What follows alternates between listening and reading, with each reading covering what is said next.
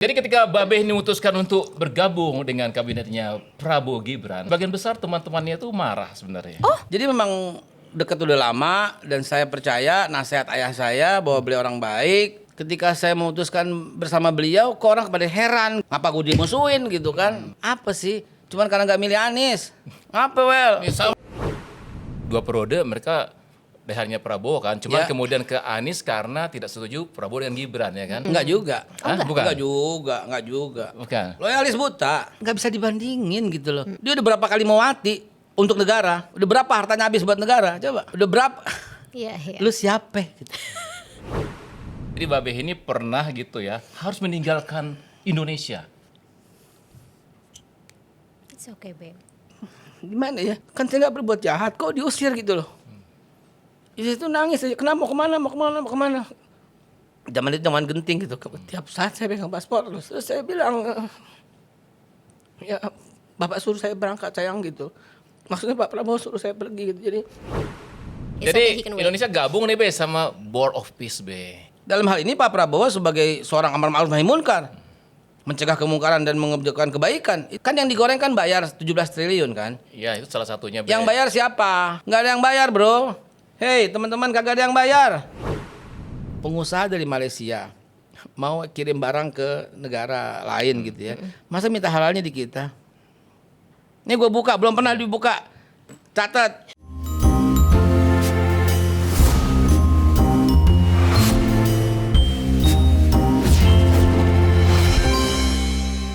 Podcast Ordal di Garuda TV bersama saya Iwal Sastra dan kembali bersama Fani Imaniar. Bang Iwel. Tamu kita malam hari ini spesial. Seharusnya beliau ini hostnya Ordal karena beliau yang menggagas Ordal awalnya. Oh, ini Tapi karena inisiator. beliau ini dapat pilihan menjadi Ordal yang sesungguhnya, maka dia meninggalkan acara ini untuk menjadi Ordal sesungguhnya. Tapi datang kembali mungkin langsung bikin spesial episode Iya. ya gitu bersama sang inisiator. Nih harusnya berarti masukinnya judulnya begitu nih, bersama sang inisiator. Kata ada Babe Haikal Hasan. Assalamualaikum Be. Waalaikumsalam Kang Iwel. Selamat datang, Be. Imaniar, Yes. apa kabar? Baik. Saya Nih nggak nanya beliau apa kabarnya karena selalu kabarnya baik. tiap hari chatan ya, Bang? Iya, nggak tiap hari tapi sometime ada sesuatu dia berikan respon, saya berikan, dan saya kenal Kang Iwel udah cukup lama. Tapi disembunyikan pada hari ini jumpanya beliau di sini. Wah, makanya kan dibilang spesial episode gitu, mempertemukan kawan nggak lama ya, berarti kan kawan karib gitu, bestie Kawan sebenarnya. karib Kang Iwel, kawan karib. Sekarang ini adalah Kepala Badan Penyelenggara. Jaminan Produk Halal. Masya Dia Allah. gampang, Kang, sebut aja Kepala Badan Halal RI gitu aja. Kepala Badan Halal RI. Udah gampang. Tapi kalau masalah bicara halal haram, Babe ini udah sering sekali. Oke. Di Bana TV udah ngomong. Jadi saya akan ngajak Babe ngomong hal-hal yang Yang belum lain. orang bahas Oh, gitu kira ya. mau bahas yang haram-haram. Oh enggak ya? Saya seruput dulu dikit. Jadi ketika Babe ini memutuskan untuk bergabung dengan kabinetnya Prabowo Gibran, sebagian besar teman-temannya itu marah sebenarnya. Oh. Ada di grup WA Kita buat tiup ngomongin. nyeplit gitu ya. Ih, Ada aku- yang- enggak jangan dipri dulu, aku penasaran soalnya. Iya, ada yang japri, pokoknya gitulah. Sampai di viral lah video-video Babe yang dulu begitu kan viral. Benar kan, Be? Iya. Iya. Iya lagi. Tapi saya karena beliau udah sahabat, juga guru, saya kan langsung tabayun istilahnya. Menanyakan pada beliau nggak masuk bagian itu dan kemudian memahami maksudnya Babeh berada di situ. Nah, pertanyaannya Be, kan ketika waktu memutuskan itu Be menjadi ordal Be, sehingga Babeh meninggalkan acara ordal ini yang belum tayang. Itu kenapa Be? Saya tuh apapun yang diperintahkan Pak Prabowo pasti saya jalanin. Jadi teman-teman mungkin nggak tahu ketika belum menjadi bagian daripada kabinet kan sering dipanggil ngobrol gitu loh, kasih pembekalan buat di Hambalang gitu loh, memberikan pengarahan kepada kader-kader Gerindra gitu kan, teman-teman pada nggak tahu dan itu sering saya lakukan. Jadi memang dekat udah lama dan saya percaya nasihat ayah saya bahwa beliau orang baik, ikut beliau. Saya percaya dengan Gus Dur yang mengatakan orang yang paling ikhlas di negara ini adalah beliau. Saya percaya nasihat guru-guru adalah beliau dan beliau konsisten. Rekam jejaknya jelas, tahun 70-an, tahun 80-an udah berkiprah buat bangsa gitu loh. Tahun berapa tuh ya, ketika Gerindra masih awal-awal, saya udah presentasi bersama Pak Rahmat Pambudi tentang bagaimana menumbuhkan UMKM, Tuh, itu tahun berapa? Tuh cerita 20 tahun yang lalu gitu loh. Jadi ketika saya memutuskan bersama beliau, kok orang pada heran gitu loh. Kenapa gue dijauhin? Ngapa gue dimusuhin gitu kan? Ngapa Wel? Ini sahabat bapak saya, saya mau nanya be. Jadi gimana ya, saya bilang, lah kok dikatakan pengkhianat. Loh, kok pengkhianat? Emang negara mana yang gue bela gitu loh. Gue lagi bela bangsa kok. Dan beliau merah putih kok. Jelas rekam jejaknya kok. Kenapa, apa yang diragukan dari beliau? Dan dia udah habis, apa ya, habis jiwa raganya lah begitu loh buat bangsa. Terus di mana gitu loh, apanya lah, apalagi yang diragukan gitu loh. Ya udah saya gabung sama beliau udah lama dong. Terus ketika bergabung terus kenapa jadi dimusuhin, dikucilin, dikatain pengkhianat, dikatain pembelot, apa sih? Cuman karena nggak milih Anies. Cuma karena beda Tapi pilihan kan politik. waktu pilkada DKI milih Anies kan. Kan bapak yang suruh. Oh iya. Gitu aja, gampang kok. Kan lu juga di situ. Iya kan? Iya, jadi bapak yang suruh kok. Tenang-tenang aja, biasa-biasa aja gitu loh. Nggak usah, wah bapak kok jadi loh. Bapak yang suruh. Bapak yang suruh. Kalau bapak yang suruh kita jalanin gitu aja. Jadi secara tidak langsung nih Bang Iwal sebenarnya saksi mata perjalanan Abang ya? Nah, iya dong, dia juga iya gitu loh. Cuman beliau orangnya nggak demen tampil. Beliau demennya berkontribusi langsung. Beliau temen-temennya berkonsep gitu loh. Gagasan-gagasannya kita pakai, usul-usulnya kita terapkan gitu loh. Oke, aku kalau gitu tanya sama Bang Iwal deh. Yang waktu itu marah karena Babe bergabung saat ini di pemerintahan, masih Bang Iwal temenin nggak? Masih, karena temannya Babe Beliau juga. berteman sama semua Masih? orang. Sampai sekarang saya masih dimusuhin.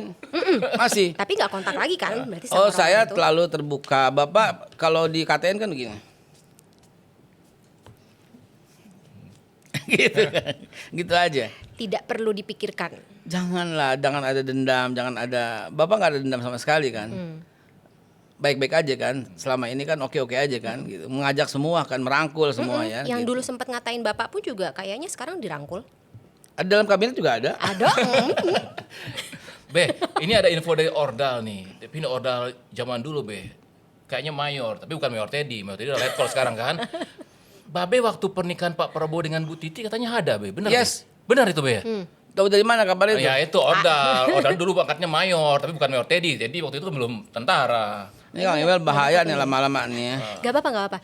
Ini nggak akan kita semprit karena kita butuh. Wah, Ayah saya itu dekat sekali dengan beliau almarhum, ya. Bahkan sempat menjadi salah satu yang paling dipercaya dalam mengantarkan uang lah gitu ya. Mertua saya juga pas pampres. Kalau ayah saya dari pihak Pak Presiden, mertua saya dari pihak Mbak Titi, ya di sana dua-duanya hadir, baik ayah maupun mertua. Saya masih SMP kalau nggak salah, hadir saya. Bahkan istri saya masih kecil banget waktu itu kayaknya hadir juga barangkali ya, digendong ya. Nggak serius. Coba belum. Kalau saya tahu itu jadi bini gua yang gendong tuh. Nanti child grooming lagi dibilang. Tapi emang begitu. Hadir pada waktu itu saya hadir di Taman Mini. Saya punya souvenirnya. Oke. Masih saya simpan souvenirnya. Mas Bowo dan Mbak Titi saya masih simpan souvenirnya. Berupa piring ada logo seperti logo halal kita, ya gitu. Dan saya waktu itu sempat ambil dari pihak suami istri kan bawa. Saya sempat punya dua. Dua-duanya. Pada waktu Pak Prabowo sebagai Menhan, waktu awal saya datang, saya bilang, "Pak, ingat nggak nih?" Diambil sama Bapak. Diambil sama Bapak. Belas saya mau nunjukin doang. Gak dibalikin lagi. Nggak dibalikin sampai sekarang, diambil dipajang. Itu waktu souvenir Bapak nikah sama Mbak Titi waktu itu. Romantis ya. nah ini ada satu lagi ya Fani ya. Jadi Babe ini bersama seorang rekan. Saya nggak tahu deh sama rekannya sekarang masih sohib nggak nih? Atau udah gara-gara pilihan berbeda lagi Apa jauh itu? nih. Apa itu? Ini rekannya. Jadi Babe ini pernah gitu ya harus meninggalkan Indonesia. Bukan hanya meninggalkan Jakarta, meninggalkan Indonesia. Karena ya masalah politik pada waktu itu. Jadi harus pergi dulu ke luar negeri berapa lama. Akhirnya baru kembali setelah situasi aman. Bukan aman juga sih. Beliau bandel mau balik waktu itu. Tapi akhirnya bisa nggak Be cerita tuh? Boleh diceritain nggak tuh? Ya waktu itu. Itu waktu itu menjelang bulan puasa itu saya ingat banget. Tahun Tiba-tiba. berapa, Be? Tahun berapa ya? 2019 kali ya? Iya, 2019. 2018 barangkali ya. Iya. Pokoknya antara tahun itu ketika sangat genting, ketika perhitungan, 2019. Iya. Udah masuk 2019. Ketika sangat genting perhitungan KPU quick count, itu. quick count. KPU quick count. Setelah quick count ada KPU itu. Saya dipanggil tiba-tiba sama Bapak. Begitu saya datang, dia bilang besok kamu ditangkap. Siapa? Nggak apa-apa. Saya bilang perjuangan gimana? Tapi kalau kamu ditangkap di dalam saya nggak bisa membela saya, nggak bisa perjuangan. Dulu kan saya menguasai sosial media kan. Ada apa tuh Muslim Cyber Army lah atau Iya. apalah, kita punya pasukan jutaan Ada pasukan langit ya, Be. pasukan langit. Tapi itu nggak ada organisasinya, cuma mereka mempercayakan saya. Saya mesti nulis apa dari Aceh tuh sampai Papua tuh, saya mesti nulis apa gitu. Saya bilang Oke. ganti presiden. Gitu. Waktu itu saya bilang itu 2019 ya. Ya udah saya datang ke Kertanegara, tiba-tiba Bapak nelfon seseorang yang sangat saya ingat jasanya nggak bakal lupa gitu ya, dipanggil sama Bapak mau bicara dengan seorang saya ingat waktu itu Bapak bicara sama siapa? Siapa, Beb? Waktu itu Bapak bicara sama manggilnya But gitu. Babe lihat orangnya kenal Enggak, orangnya. Bapak bicara melalui handphone. Ah. Siapakah Bud? Pilih Bud aja. Ya. Apa namanya, intinya saya jangan dijadiin target, besok mau pergi diamanin dulu gitu-gitulah gitu loh. Oke. Ya udah saya naik mobil sama beliau tuh Mister yang baik itu ke rumahnya di jalan sekitaran Blok M lah itu. Ternyata saya dibilang dinasehatin sama seorang jenderal polisi yang baik gitu loh. Baik banget, dinasehatin ya. Siapa, Be? Pak Wahyu Hadiningrat. Karena beliau baik banget. Kami nggak jahat sama Bapak, kami ngelindungin Babe, kami begini. Ya udah Pak, nggak apa-apa Pak Wahyu. Kalau saya mesti begini demi keamanan, ketenangan, kenyamanan, dan saya ikut apa kata Pak Prabowo, saya jalankan gitu loh.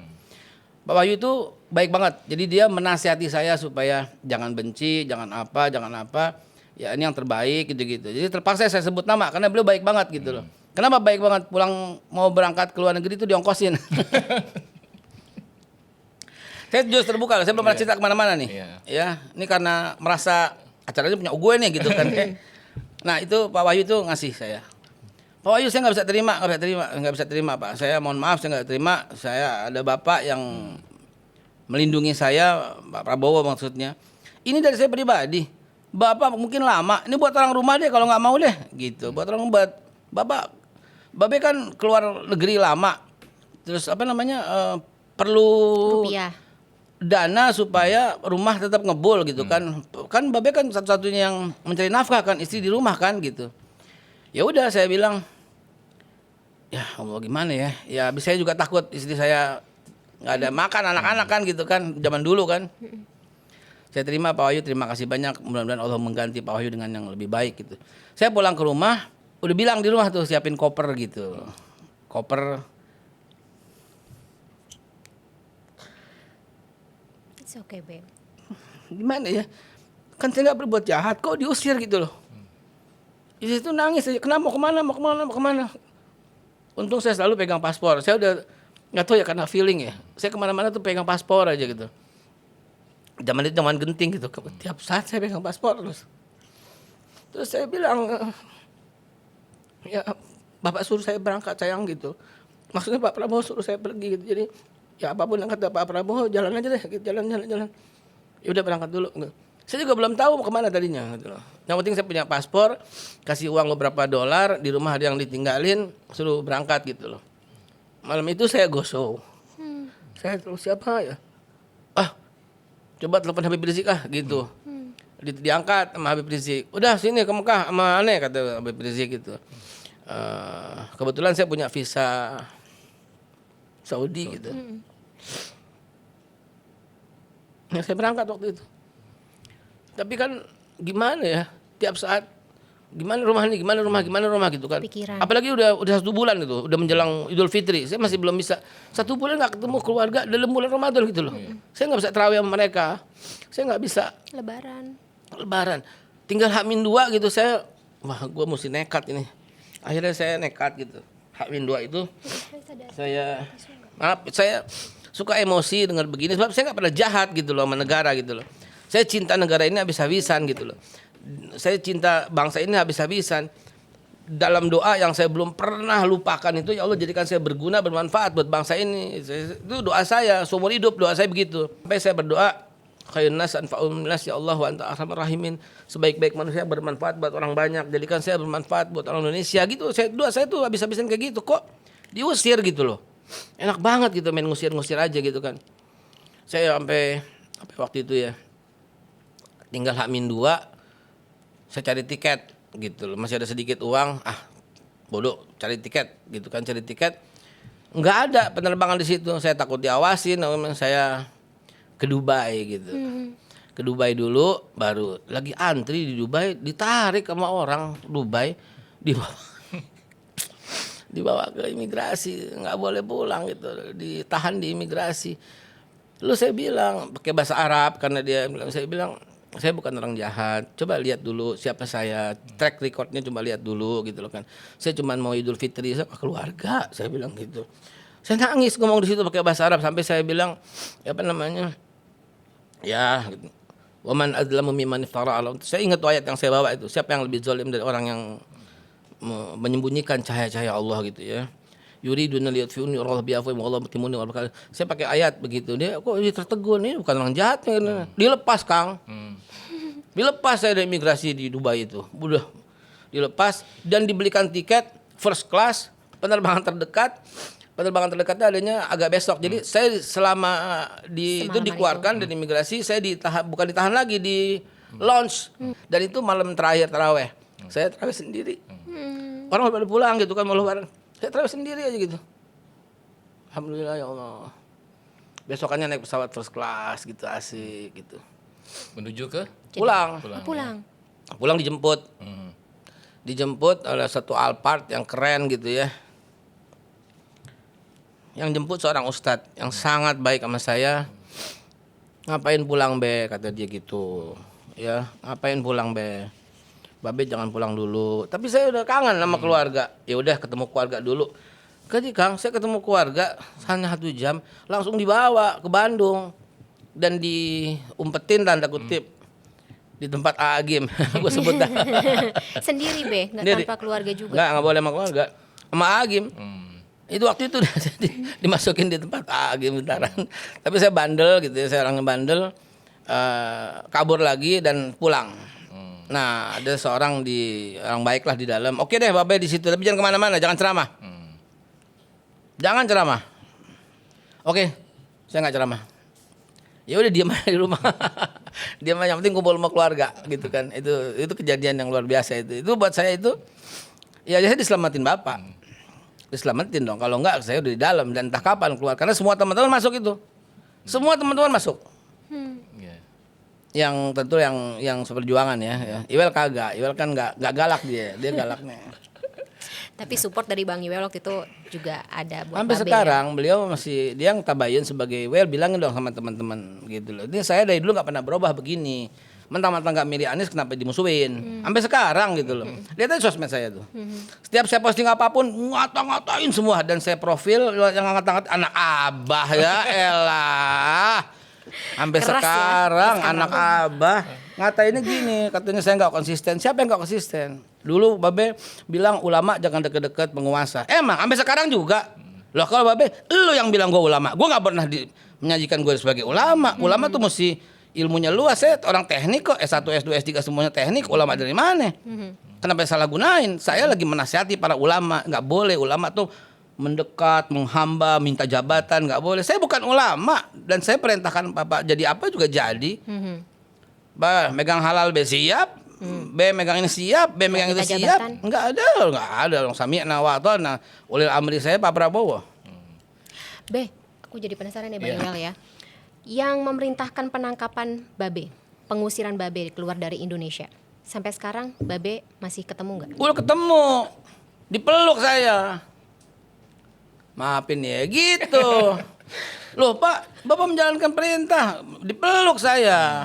Orang baik, dipeluk saya. Orang baik juga. Orang baik, dipeluk saya, dipeluk dan saya balas peluk kencang juga. Diperintahkan. Be, aku jadi penasaran ya Bang Iwel ya.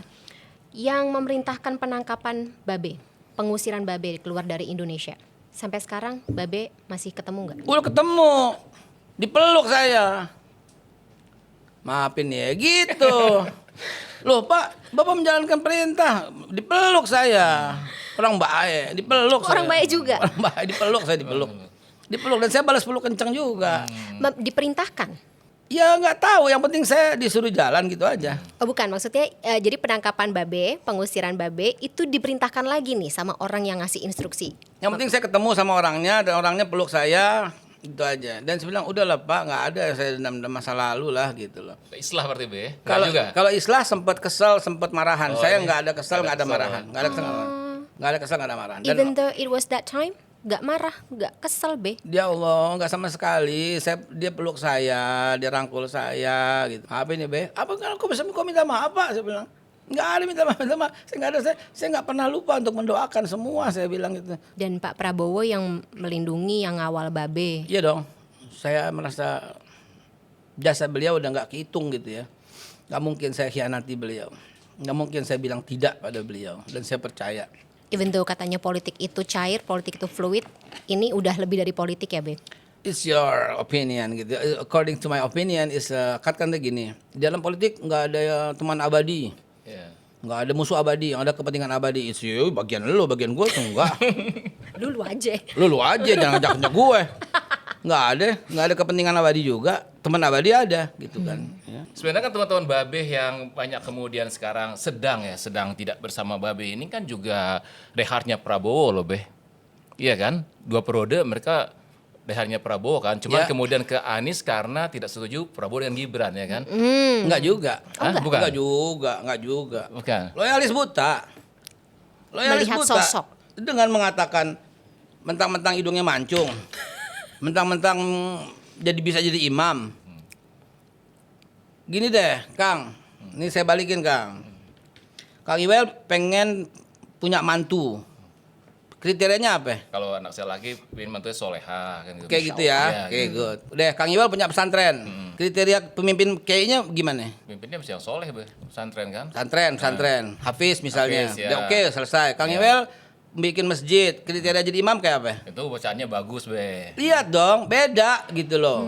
Emang lo mau milih jadi imam? Pilih yang bisa jadi imam. Kita memilih presiden kok yang wawasan internasional.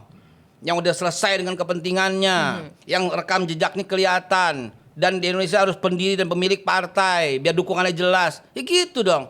Masa hubungannya semua bisa baca Quran apa kagak? Ya aneh lah. Jadi imam apa kagak? Ya aneh lah begitu. Lo mau memilih presiden atau milih kiai? Iya dong. Kalau lo punya pesantren, lo pilih dah yang bisa baca Quran, yang hafiz 30 juz, lo pilih deh. Nah, lo mau jadi cari mantu. Ya kalau kita orang Betawi yang tanahnya luas kayak gitu kan. Yang warisannya banyak. Yang warisannya banyak kayak gitu kan. Kan beda-beda. Ayo, mau bikin stasiun TV. Pilih pemretnya. Yang hafiz. Ya enggak lah. Pengalaman track recordnya di mana gitu dong. Nah, ini kagak. Semuanya dimasukin mesti jadi apa hafiz Quran. Iya kagak Mau lah. cari manusia sempurna tuh kan nggak ada ya Be. Itulah yang saya bilang, tempatkan sesuai pada tempatnya dong gitu. Kalau milih presiden, ya kalau mau bandingin 1 2 3 ya uncomparable lah. Nggak bisa dibandingin gitu loh. Dia udah berapa kali mau mati untuk negara? Coba. Udah berapa kali terjun buat negara? Udah berapa hartanya habis buat negara? Coba. Udah berapa? Iya, iya. Lu siapa gitu. Sekarang nanya aja deh. Be itu buku dibawa terus. Habis nanya gitu kita diomelin sama Babe, omelin kita. Bu, Nggak, cuma nggak. nanya. Cerita dengan Oh, bersemangat. semangat. Saya Iya. bersemangat. ya udahlah, yang dulu udahlah. Kenapa sampai sekarang masih ngatain gitu loh? MBG dikatain. Pemanfaatnya kan buat rakyat sampai ke bawah gitu. Dan antara dikata-katain, kan buat rakyat juga gitu loh. Ya Anda nggak usah ngomong gitu. Ntar aja bertarung 2029 kalau berani. Gitu aja gitu loh. Jangan ngerecokin gitu loh. Boleh ngerecokin boleh, tapi nggak pakai ngajak-ngajak orang dan berisik. Dan nggak pakai data. Dan gitu ya. come on gitu loh. Hari ini masih aja gitu ya. Menilai buruk, nyari kesempatan. Kayak kebelat banget jadi presiden masih lama gitu loh. 3 tahun 4 tahun lagi. Mau ngapain udah gitu. Buku. Mau ingat buku Be, itu kayak buku dibawa-bawa terus Be. Apa sih isinya Be? Emang ditulis nggak tuh buku tuh? Ini- Catatannya nggak? Depan. Ini buku punya Haikal ya. Saya harus berani banyak bilang tidak. Ya, harus lebih banyak istirahat, lebih banyak pray, lebih banyak rest, lebih banyak sleep Kayak early. kayak mantra juga tiap hari ya. Iya. Buat Saya afirmasi. ini apa catatan apa ini? Pelaku usaha ada 66 juta, 14 jutanya kuliner, 2 juta 200 tersertifikasi, sekarang udah 3 juta tersertifikasi. 18 juta target saya, pelaku usaha 50 juta, apa lagi yang mau dilihat. Ini per tahun ya pelaku usaha, ini rencana sampai dengan 2029 saya mesti dapat 30 triliun. Apalagi mau tanya ini BPJPA harus punya kantor cabang di Amerika, Eropa, Australia, Korea, Middle East, China nih. So basically every continent. Of course ini rencana saya. Apalagi rompi buat pendamping, kita punya 122.000 pendamping halal seluruh Indonesia. Saya mau bikin rompinya ada halal, ada NKRI, bikin kartu anggota, apalagi. Tapi rompinya nggak kayak itu kan, Be? Yang kayak yang waktu itu terjun ke daerah bencana itu kan ya? Rompi taktis. Rompi apa dasar kegiatan, strategi, kota spesial yang paling banyak mengirimkan barang ke Indonesia, Shanghai, Shenzhen, Chongqing, Beijing, Guangdong, Fuxin. Apalagi Rapim, rapat pimpinan, apalagi Kalau gitu bikin aplikasi. di situ ada AI. kesulitan-kesulitannya nggak, Be? Maksudnya kayak beberapa permasalahan yang suka disuarakan terutama di UMKM gitu. Ngurus sertifikasi halal tuh ribet atau komplain-komplain dari UMKM. Absolutely agree, masa lalu, bukan masa saya. Oke. Nah, tapi kan berarti Babe memegang atau jadi bertanggung jawab nih atas permasalahan-permasalahan yang dilahirkan di Masa lalu. UI. Yes, betul sekali. Jadi begini, caranya adalah regulasi. Jadi ini halaman 2 apa saya pernah mau ngapain ya waktu itu masih di Magelang ya. Masih di Magelang. Halaman 5, Be, 5. Mana ya? Halaman berapa? Ini dia. Targetnya regulasi, kolaborasi, sosialis, inovasi. Mana tuh ya? Itu target saya pertama. Pertama regulasi diperbaiki. Dengan transparansi, traceability, simplicity, no fraud, ekosistem ya. Regulasi kita masih belum beres. Belum berpihak kepada UMKM kecil. Contohnya tentang klasifikasi self declare sama reguler. Sampai sekarang warteg belum halal waktu itu, dan di masa saya bilang warteg mesti dihalalin. Itu melanggar undang-undang, biarin. Melanggar peraturan, biarin. Biarin. Kenapa biarin? Iya biarin. Saya pelanggar kalau perlu demi untuk rakyat. Masa yang halal yang gede-gede doang, yang kecil nggak halal. Yang kecil halal misalnya warteg nih, mesti punya penyelia. Sementara warteg itu yang belanja bapaknya, yang masak emaknya, yang najin anaknya. Mau gaji orang berapa duit? Penyelia mesti bawa ke laboratorium. Siapa yang mau bawa? Menunya nggak boleh lebih dari 20. Loh, tempe aja udah 5. Tempe orek, tempe sayur, tempe tepung, tempe. Ibu gimana ceritanya? Sampai kapan warteg itu bisa rawon? Kalian mengandung daging. Aduh ribet amat ya.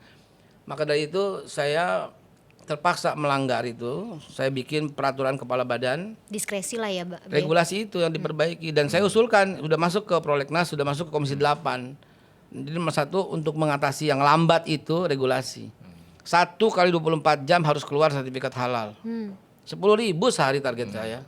Lagi proses. Udah tercapai waktu bulan lalu rata-rata nembus 11.000. Target Babe 2026? Per hari itu. Target Babe 2026? Tetap 10.000 supaya 1 tahun dapat 4 juta, 5 juta udah keren banget. Tapi kan sebelumnya saya pegang setahun cuma 500-600 ribu. Sebelum badan halal, masih di MUI. Dan setelah kita udah jutaan. Sehari 10.000. Itu kan lompatan. Oke.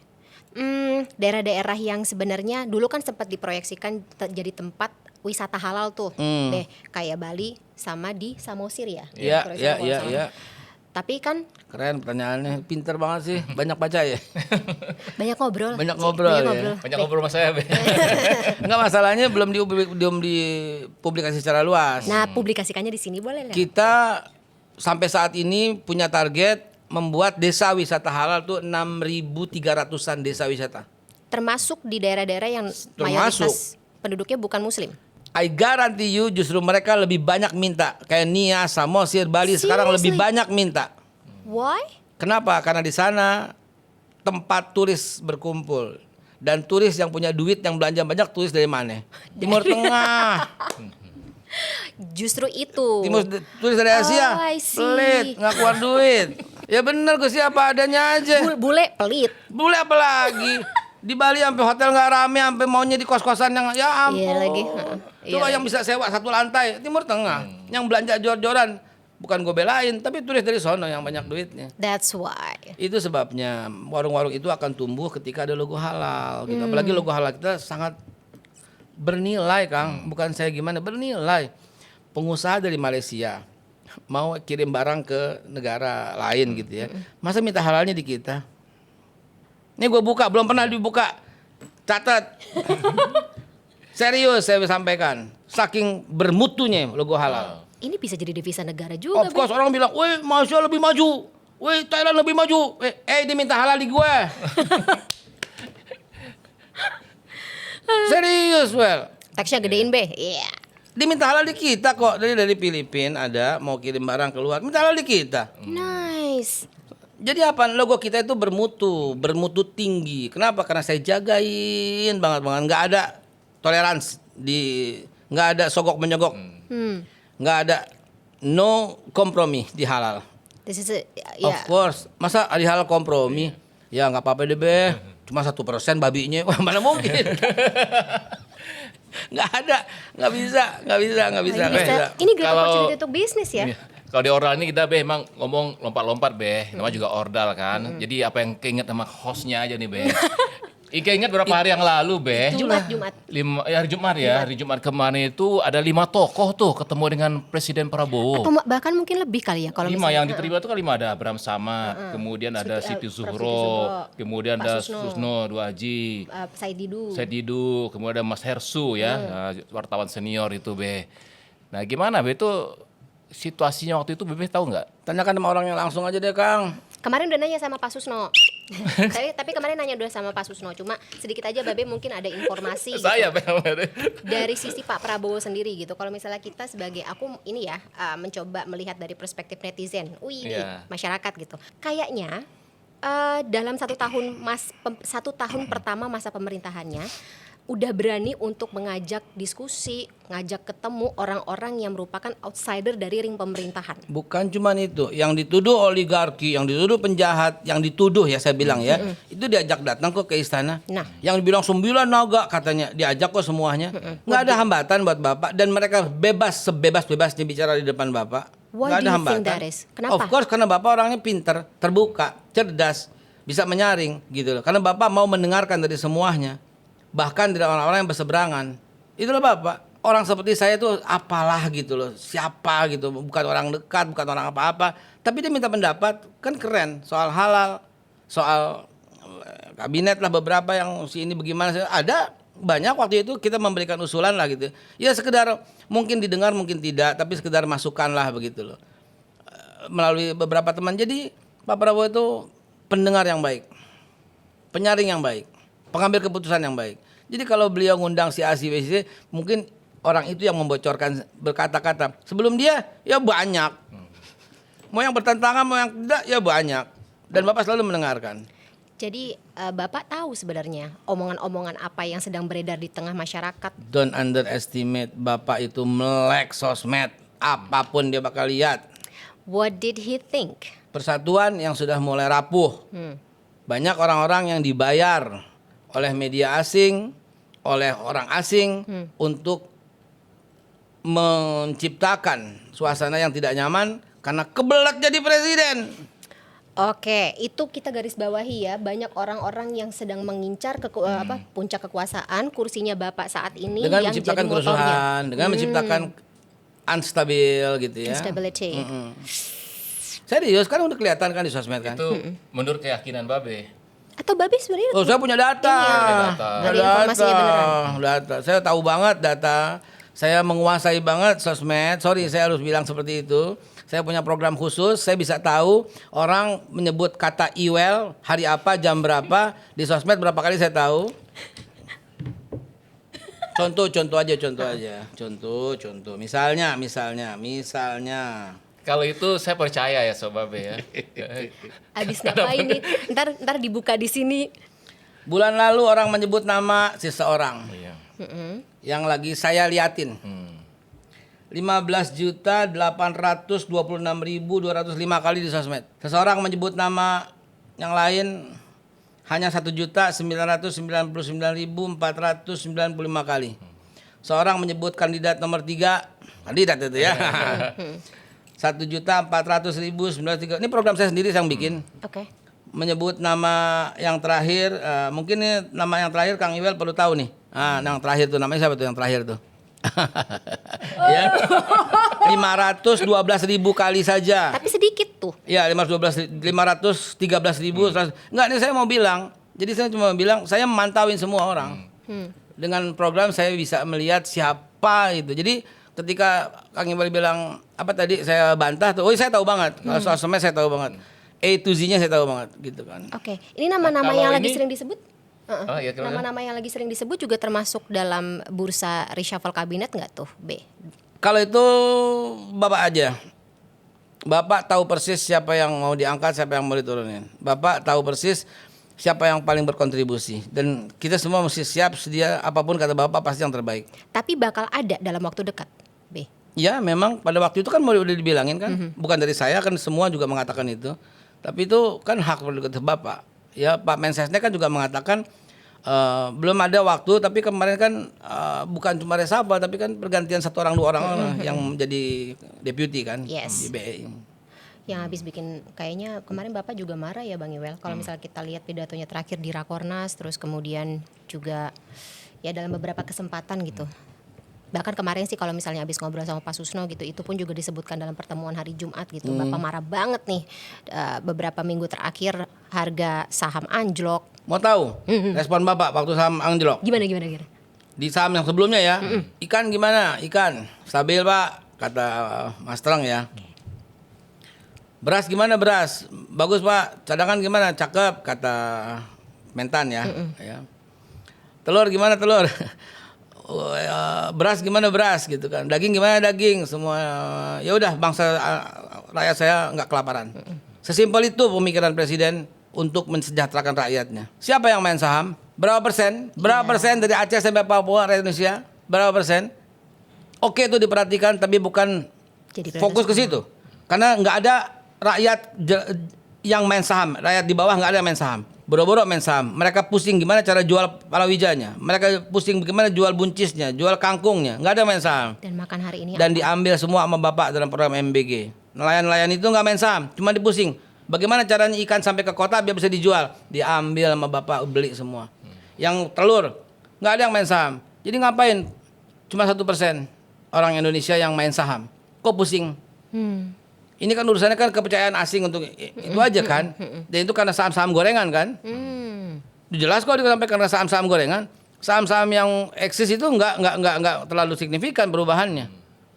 Nah yang ini yang mesti diperhatikan, ini yang mesti ditertibkan. Ini perusak bangsa demi keuntungan secuil, tapi menurunkan kepercayaan dunia internasional kepada Indonesia. Jadi Indonesia gabung nih Be sama Board of Peace Be. Itu gimana Pak Presiden minta pendapat Babe juga nggak? Ini saya baca juga di medsos pendapat-pendapat berapa ahli itu kan banyak juga yang mempertanyakan itu Be gitu loh. Gini ya, kalau mau cerita Board of Peace ya, saya kasih 5 menit saya cerita. 2 menit, 3 menit begini Tadi ya. 5 Be pertama dong. Gini. Nego. Gaza itu adalah tempat di mana luasnya 30.000 hektar, separuh Jakarta. Saat ini 96-97% rata, hanya ada tenda. Nggak ada listrik, nggak ada air, nggak ada makanan, nggak ada minuman, nggak ada internet, nggak ada kehidupan. Terus kita diemin, kita nggak ikut campur. Itu sama artinya dengan genocide secara perlahan. Iya. Akan habis semua rakyat di situ. Apa nggak pikir ke situ? Ini kan menginjak-injak kedaulatan, menginjak-injak UUD sendiri, menginjak-injak janji bangsa sendiri, kemerdekaan hak segala bangsa. Dan oleh karena itu penjajahan di atas dunia harus dihapuskan karena tidak sesuai dengan peri kemanusiaan dan peri keadilan. Beliau, tapi kan nggak bisa disetir. Saya bilang, nggak bisa berpengaruh. Saya bilang, beliau lebih rela menjadi pemain dan sekaligus wasit daripada menjadi penonton. Iya kalau keluar jadi penonton. Hak lu apa ngomong di sini? Digituin. Kalau di dalam kasih masukan kan gitu. Dalam hal ini Pak Prabowo sebagai seorang amar ma'ruf nahi munkar mencegah kemungkaran dan mengerjakan kebaikan. Itu Pak Prabowo di situ fungsinya. Might as well be the player ya. Of course. Pak Prabowo sebagai penyambung lidah rakyat Palestina. Karena menitipkan pesan banyak pada Palestina. Menitipkan orang kepada Pak Prabowo. Jadi apa salahnya gitu kan? Kan yang digoreng kan bayar 17 triliun kan? Iya, itu salah satunya. Yang bayar siapa? Nggak ada yang bayar bro. Hei teman-teman, kagak ada yang bayar. Diundang, ikut selama 3 tahun, keanggotaan. Selama 3 tahun kita evaluasi dong. Oke nggak nih? Oke nggak nih? Duitnya kemana nih? Kan bisa kita liatin gitu. Itu free membership ya berarti ya? 3 tahun free membership kok. Dan yang ikut siapa coba? Saudi Arabia, Qatar, Uni Emirat. Semua pada ikut, terus kita nggak ikut. Tapi khawatirnya kan Be, yang dikritisi itu lah beropisi ini kepentingannya itu kepentingan Amerika dan Israel gitu Be. Udah baca belum undang-undangnya? Saya udah baca. Alinea pertama pasal 1 udah bilang Gaza kok. Buat pembangunan Gaza, buat semua Gaza. Pembangunan Gaza untuk rakyat Gaza lagi Iya kan, dong. Palestina lagi kan. Of course dong. Memang pas, tapi dia bohong ntar. Ya urusan ntar kita kritisi dong. Kita bisa keluar kapanpun kita mau kok. Ketika dia nggak menjalankan fungsinya. Bahkan ketika kita keluar kita bisa bocorin apa rahasia-rahasia mereka juga dong. Apa strategi-strategi mereka gitu dong. Jadi janganlah menilai apapun jelek lalu ini namanya ikut membunuh dari mana? Mau pakai dalil Al-Anfal 61 kata orang ya dong. Kalau orang meminta perdamaian mesti disambut dong. Jadi saya perlu buka dikit sini ya. Jadi Babe ini sangat pro Palestina. Jadi tahun 2017 saya pernah foto sama Babe, saya posting di Instagram saya. Kemudian Instagram saya dihilangkan. Sama? Ya sama Instagram. Sama Instagram. Dan ketika dibalik lagi, followernya nggak bisa nambah. Kita bikin akun baru. Ini makanya saya tanya Babe nih, komitmen Babe terhadap Palestina itu masih seperti dulu kan? Of gitu kan? course, saya bukan sok tahu deh. Mana ada orang Indonesia ya yang lebih banyak berkunjung ke sana selain saya. More than 30 time, brother. Lebih dari 30 kali saya ke sana. Terus orang-orang yang ngomong soal Gaza udah pernah belum ke sana? Udah pernah belum ke sana? Lihat dulu gitu loh. Apa yang sedang dilakukan oleh presiden adalah sebuah upaya terobosan untuk kemerdekaan Palestina yang menyelamatkan penduduk Gaza gitu So loh. that is the sole purpose gitu ketika presiden mengeluarkan statement mendukung two state. Iya. Enggak, soalnya gini. Teman-teman bilang dijebak sama Trump. Ini bukan perjalanan baru. Bicara ini udah lama. Udah tahunan, 2 tahun 3 tahun sejak Israel menghantam Gaza. Sejak itu udah mulai bicara yang outputnya adalah word of peace gitu loh. Masa perjalanan 4 tahun 3 tahun ini dibilang nggak ada dadakan? Siapa bilang? Tapi kalau nanti agak kayaknya miring-miring gitu, Babe berani nggak ngasih masukan ke presiden gitu? Kita selalu diminta saran oleh Bapak. Jadi jangan bilang Bapak presiden mengambil keputusan sendiri. Janganlah main framing begitu. Ya nggak tahu ada acara ordal suruh nonton makanya. Nanti ditonton insya Allah ya. Tapi Biar termasuk tahu dengan wacana, gitu Babe. loh. Babe ada komentar mengenai wacana Indonesia akan mengakui two state tersebut, Israel dan juga Palestina. Satu-satunya cara saat ini untuk menyelamatkan rakyat Palestina itu adalah seperti itu. How do you see that? Situasi yang menyatakan seperti itu. Oke, sekarang ini saya jadi cerita nih. Waktu itu saya pernah mengajukan ke Hebrew University dan diterima waktu itu. Cuman kita kan nggak ada hubungan diplomatik ya. Jadi saya sembunyi-sembunyi. Tapi sekarang udah bukan sembunyi lagi. Saya mengajukan tentang going back to 616. Kembali ke 616. Jadi gini. Rasulullah apa tuh 632 ya. 632. Abu Bakar mimpin 2 tahun sampai 636 going back to 636. Kembali ke 636. Apa itu? Umar bin Khattab radhiyallahu an waktu itu sebagai Amirul Mukminin. Pada waktu Umar bin Khattab jadi Amirul Mukminin, kenapa semua damai? Kenapa semua tentram? Kenapa? Karena Umar mengizinkan semuanya beribadah di sana. Orang Islam silahkan sholat di Masjidil Aqsa. Yahudi silahkan pakai sinagoganya Anda di sana. Kristen silahkan silahkan beribadah di tempatnya di sana. Masing-masing bebas free. Sampai Umar bikin Wa'dul Umariyah, perjanjian Umar bin Khattab. Di sana Umar bin Khattab membebaskan dan semuanya. Tapi kan peace, damai. Nah, kenapa ada bangsa Serakah ini ngusir-ngusir orang? Kenapa bangsa Serakah ini melanggar peraturan PBB yang sekian kalinya, membangun pemukiman dan sebagainya? Nah itu yang membuat kerusuhan itu pertama kali. Dan jangan lupa yang mengusir Yahudi dari negara-negara termasuk Jerman, yang menerima siapa? Bangsa Palestina menerima, ayo kamu saudara kami silahkan ibadah sama-sama di sini. And this is what they get. Of course, sampai di sana dibagi quarter, Jewish quarter, Muslim quarter, Christian quarter, dan Armenian quarter. Masing-masing beribadah di tempat-tempatnya. Aman, tentram, berapa tahun? Dari 636 sampai 1943 aman. 44 mulai dari letupan, 45 mulai, 46, 47, 48 yang ngambil. Dan seterusnya sampai dengan sekarang. Keamanan itu terbukti sejak tahun 636. Berganti-ganti presiden, berganti khalifah dari Amirul Mukminin sampai Bani Abbasiyah, Bani Utsmaniyah, semua ganti, tetap aja Palestina aman. Come on, siapa yang bikin rusuh? Pendatang itu loh. Zionis itu berasal dari kata Hebrew, Zion. Zion itu artinya comeback. Pulang. Jadi mereka tuh melakukan gerakan itu gitu loh, comeback loh. Ya comeback silahkan, jangan nguasain dong. Koreksi aku lagi nih kalau salah. Kalau misalnya kita mengakui Israel sebagai sebuah negara, maka kita juga punya kedaulatan hukum untuk misalnya menuntut, menangkap orang-orang yang dianggap melanggar hukum internasional. Salah satu idola saya adalah Kiai Haji Abdurrahman Wahid, Gus Dur. Ya. Kenapa Gus Dur punya wacana seperti itu? Apa dibalik itu semua?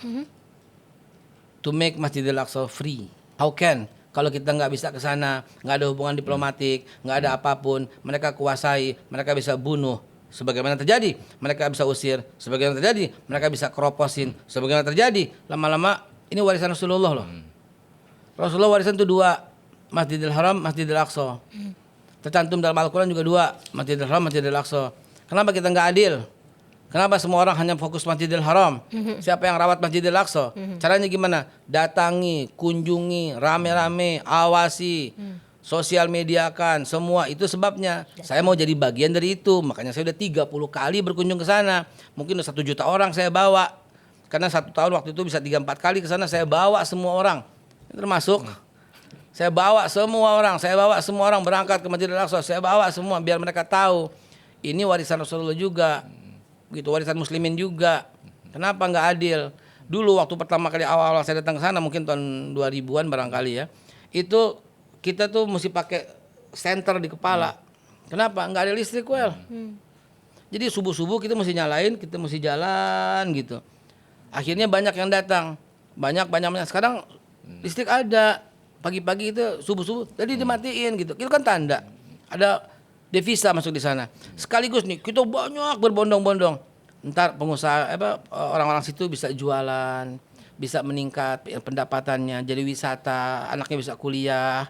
Kan begitu cara memerdekakan Palestina itu dengan cara seperti itu juga sebuah cara. Intervensi dari dalam juga. Intervensi juga. Jadi cerdas orangnya, dan saya punya anak asuh di sana banyak yang saya kuliahin juga. Ada yang udah jadi sarjana hukum, ada yang udah jadi sarjana teknik, itu anak didik kami. Beh, terakhir nih Beh. Sekarang kalau pulang kantor atau habis pulang kegiatan tuh masih celingak-celinguk cari taksi gak Beh? Ini biasa kalau kita pertemuan tuh, yang lain udah pulang kan, yang lain udah pagi, tapi masih gini. Beh, ngapain Beh? Nunggu taksi, pesanin online Beh. Aneh gaptek waktu itu kan, untuk padahal jago main medsos, tapi kalau buat pesan taksi dia maunya taksinya yang biar nggak diikutin sebenarnya sih. Yang aman gitu. Biar nggak diikutin sebenarnya. Sekarang nggak perlu kayak gitu Sekarang lagi udah nggak dong. Waktu saya cerita sama Kang Iwel, waktu kita lagi rapat-rapat begitu, supir pun kita suruh pergi kan. Saya dari tahun berapa ya? Dari tahun 99, tahun 98, 99 itu udah ada supir. Cuman kalau kita lagi kumpul-kumpul gitu, saya selalu alone gitu. Yang saya pakai tuh Kadir. Kadir yang hitam itu, suka motor itu. Nah, saya suka pakai dia. Kalau udah malam saya kesian, naik taksi gitu. Jadi saya sama Iwel pun masih agak sedikit tertutup waktu itu kan. Kita masih agak rahasiakan jati diri kan gitu. Jadi ya kan gitulah Kang, alhamdulillah. Ya kalau sekarang ya pasti dikasih sama bapak lah. Mobil yang saya pakai dikasih sama bapak. Beh, terima kasih ya datang Beh ya di Ordal. Ini kayaknya Mbak bukan jadi tamu nih. Ini kayak ngunjungi rumah yang udah dibangun tapi nggak ditempatin Beh. Sebenarnya jadi host juga nih. Iya, maksudnya Mbak kan punya kontrakan, jadi ini jadi kontrakin juga kita gitu ya Beh ya. Makasih Mbak Beh, sehat selalu ya Beh ya. Alhamdulillah, terima kasih banyak. Sukses Ordal insyaallah. Masya Amin, Allah. amin. Terima kasih Be atas Thank you. doanya dan Terima kasih. dan mudah-mudahan ya kebaikan-kebaikan yang ditularkan atau diceritakan di podcast ini juga bisa menular sama kita terus jadi amal jariah yang lebih panjang ke depannya. Masya Allah. Iya. Kalau mau masuk Ramadan ini. Terima kasih pemirsa sudah menyaksikan podcast Ordal di Garuda TV. Saksikan terus setiap hari Kamis pukul 9 malam. Ya Allah.